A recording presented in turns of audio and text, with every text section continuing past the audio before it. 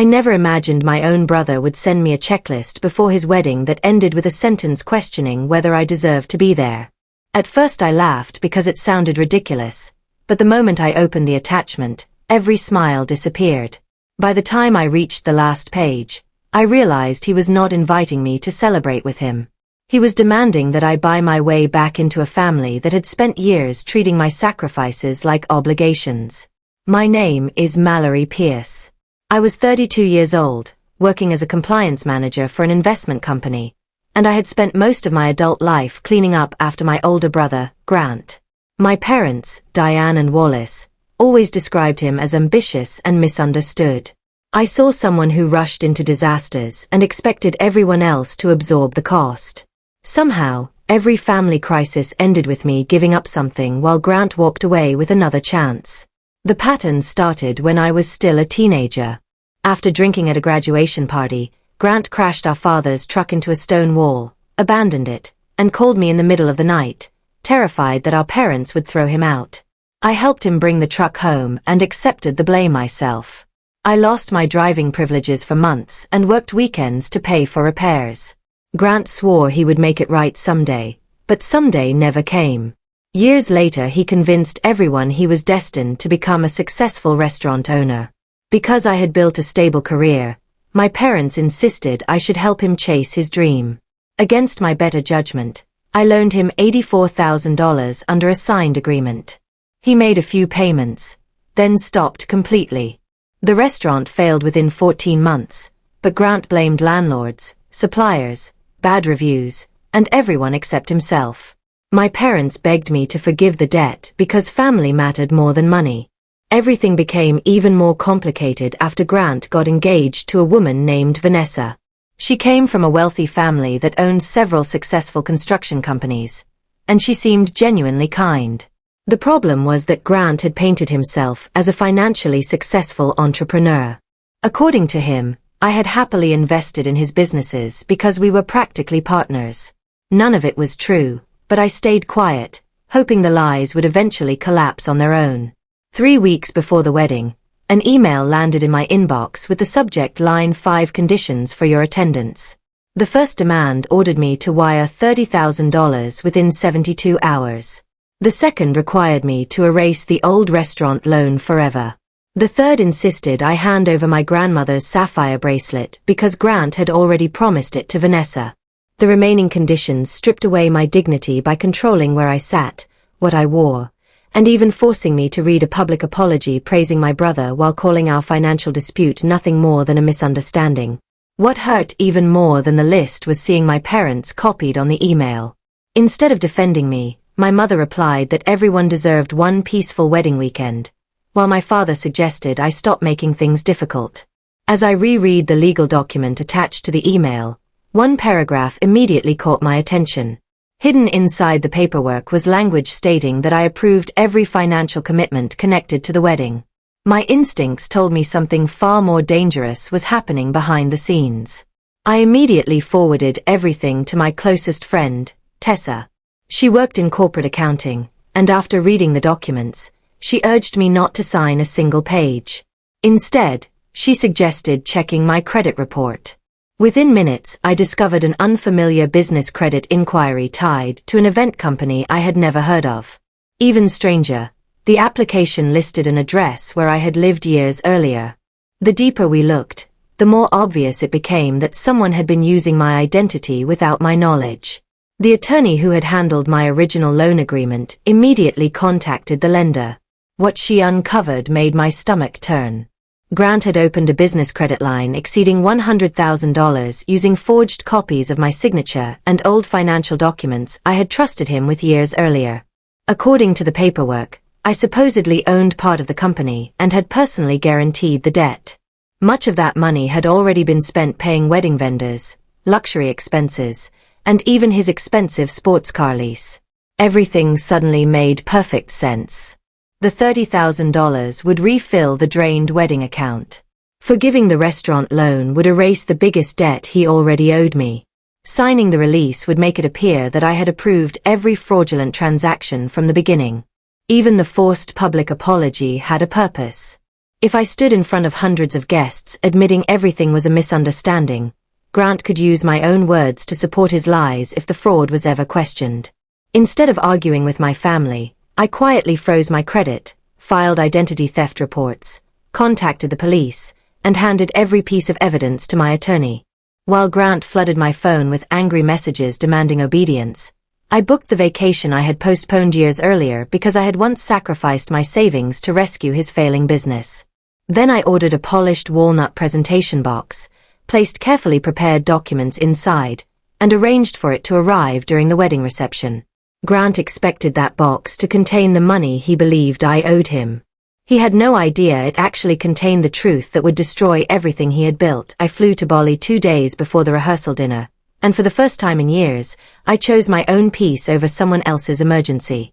Before boarding my flight, I sent Grant one final message explaining that I would not attend the wedding, would not transfer any money, and that every future financial discussion had to go through my attorney. His replies came within minutes, filled with anger, threats, and promises that I would regret embarrassing him. I never answered another call. The days leading up to the ceremony were strangely quiet for me, but complete chaos for everyone back home. My mother left voicemail after voicemail begging me to reconsider, while my father insisted I was humiliating the family. Grant even told Vanessa's relatives that my financial gift had already been promised and was only delayed because I was upset about trivial wedding details. Every new lie made it easier to keep my phone face down and trust the evidence instead of emotions. While I explored temples and rice fields, my attorney handled every legal step. She contacted the lender, filed fraud complaints, and quietly informed Vanessa's family attorney that I disputed every document carrying my name. I also responded carefully when Vanessa emailed asking whether I had really promised $30,000. I simply explained that I had never authorized any wedding financing and encouraged her to ask Grant to produce the original paperwork he claimed I had signed. The morning of the wedding, I made one final decision that changed everything. My friend called asking whether I wanted to stop the courier from delivering the walnut box. For a moment I considered canceling it because I knew the truth would become public. Then she read me another message Grant had posted in the family group chat, proudly announcing that everyone would soon see how generously I supported his future. Once again, he was using my silence as proof of his lies, so I told her to let the delivery continue. That evening, while I was enjoying dinner in Bali, the reception unfolded exactly as Grant had planned, at least in the beginning. Surrounded by nearly 200 guests, he proudly announced that his successful sister had prepared a surprise contribution for the newly married couple. The walnut box was placed on a table beside him, and the room applauded before he even lifted the lid. He expected applause for money that had never existed. The smile disappeared from his face almost immediately. Instead of a check, the first page inside was my letter explaining that he would never again use my name, my property, my money, or my silence for his benefit. Underneath were the fraud reports, the forged guarantor documents, notices from my attorney, and evidence connecting the fake business credit line directly to him. Before Grant could hide the folder, Vanessa reached for the sealed envelope addressed to her and quietly began reading. Witnesses later told me the ballroom became almost silent. Vanessa never screamed or caused a scene. She simply compared the documents in front of her with the excuses Grant desperately tried to invent. Her father asked whether I had actually signed the loan papers. Grant claimed I had verbally approved everything, but that explanation collapsed the moment Vanessa read my written denial and the messages where he demanded I sign retroactive approval only days before the wedding. My parents rushed in hoping to calm the situation, but every attempt only made things worse. My mother insisted families often signed paperwork for each other, while my father tried changing the subject entirely. Vanessa's father demanded that Grant unlock his phone and show the original conversations. He refused, and that refusal spoke louder than any excuse he could have offered. Within minutes the speeches were cancelled, the celebration stopped, and guests began quietly leaving the reception. When I landed back in California nearly 2 weeks later, the damage had spread far beyond a ruined wedding. Vanessa had already filed for an annulment. Her family had fired Grant from the position they had arranged for him, and investigators had frozen the fraudulent business account. My attorney also filed a civil lawsuit seeking repayment of the restaurant loan along with damages connected to the identity theft. For the first time, Grant could not manipulate his way out of the consequences. The legal process lasted almost a year. Eventually Grant accepted responsibility through a plea agreement involving forgery, identity fraud, and false financial statements. He avoided prison but received probation, restitution orders, community service, and strict financial restrictions. His condominium was sold, his luxury car disappeared, and much of those proceeds finally repaid the debts he had ignored for years. Watching justice unfold was not satisfying because he suffered. It mattered because the truth finally carried more weight than his excuses.